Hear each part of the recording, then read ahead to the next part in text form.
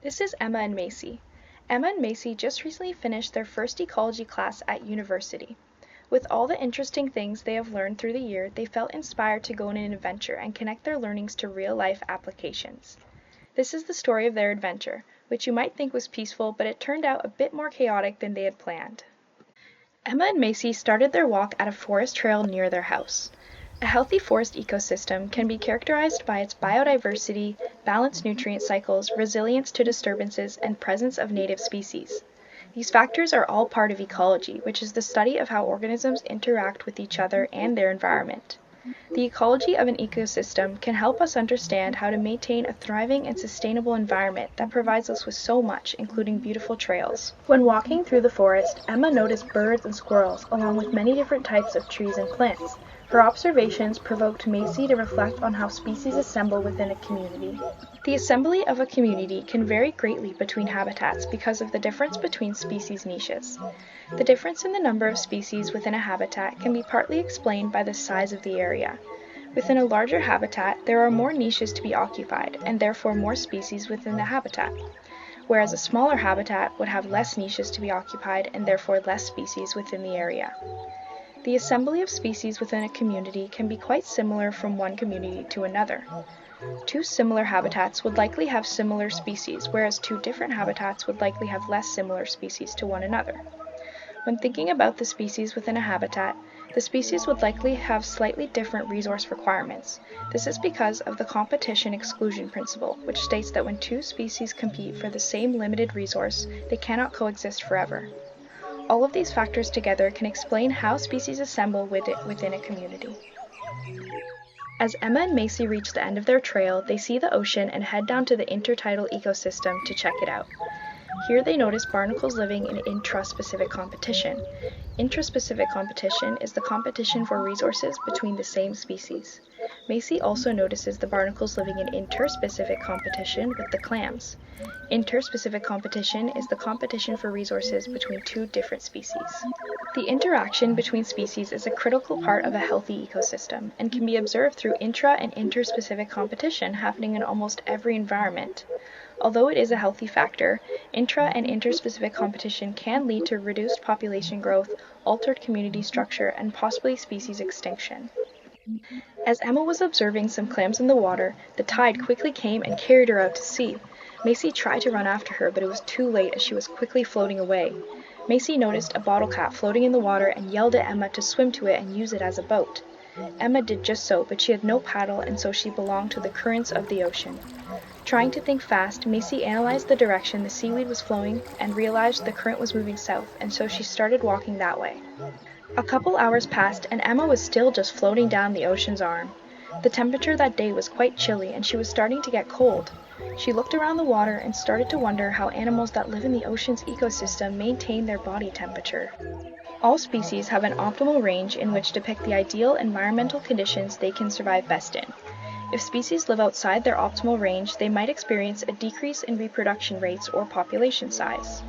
Species maintain their optimal temperature range through the gain and loss of heat using metabolic processes, convection, conduction, radiation, and/or evaporation.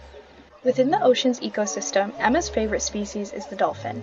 Dolphins are endotherms just like people, which means they rely on metabolic energy to maintain their internal temperatures. They use convection and conduction to circle blood around their bodies. Warm internal blood, heated by metabolic processes, circulates and becomes colder as it gets closer to the skin. This cold blood is then circulated back to the internal area where it is reheated. This process allows for ocean mammals such as the dolphin to withstand the cold ocean temperatures and maintain their optimal temperature range. As Emma floated down the river, Macy was hiking down south as fast as she could. Her heart rate was spiking, and the area she was walking in was starting to become unfamiliar to her. Fear started to creep into her mind, and she felt like she was being watched. She started to picture herself as a helpless chipmunk being hunted by a wolf. This thought reminded her of learning about the relationship between predators like the wolf and prey like the chipmunk. The predator-prey relationship is a fundamental part of the circle of life. The number of predators and prey within an area directly depends on each other. When predators are abundant, prey populations experience a decrease. When predators are rare, prey populations experience an increase. This describes the prey equilibrium model, which assumes that predators hold prey below their carrying capacity. The predator equilibrium model explains that when prey are rare, predator populations decrease, and when prey are abundant, predator populations increase. This relationship fluctuates in cycles of which are typically unstable. This instability can be measured by a depletion in resources or a low population density due to the natural dynamic of predators and prey. After many more minutes of flowing down the ocean's arm, Emma finally hit shore. With little to no hope of Macy being there, she climbed out of her bottle cap and sat on a rock. All of a sudden, someone called out to her. It was a man asking her if she was okay. The man sat with her, and she told him about her journey. His name was Dakota, and he was a member of the Mi'kmaq people. Emma explained to Dakota all her observations about the environment. Dakota thought this was awesome and introduced to her two-eyed seeing, which is a principle that incorporates the usage of both Western and Indigenous ways of knowing. It means to view the world through two lenses, where one lens reflects Western knowledge and the other reflects Indigenous knowledge. It encourages the consideration of multiple perspectives and different knowledge systems, further deepening the observation you're making. Emma loved the idea of two-eyed seeing, but she wasn't very educated on Indigenous knowledges, so her second lens was quite hazy. However, Dakota explained to her that an Indigenous perspective centers itself around a great respect for nature and focuses on wisdom, love, respect, bravery, honesty, humility, and truth as its guiding values for harmonious living. All of a sudden, Emma's second lens was as clear as day, and she thanked Dakota for opening her to a new perspective. Dakota then told her that she should get back in her boat and keep following the tide, as she was sure she would wash up down south at Marlborough Woods Park, and so Emma got in her boat and kept floating.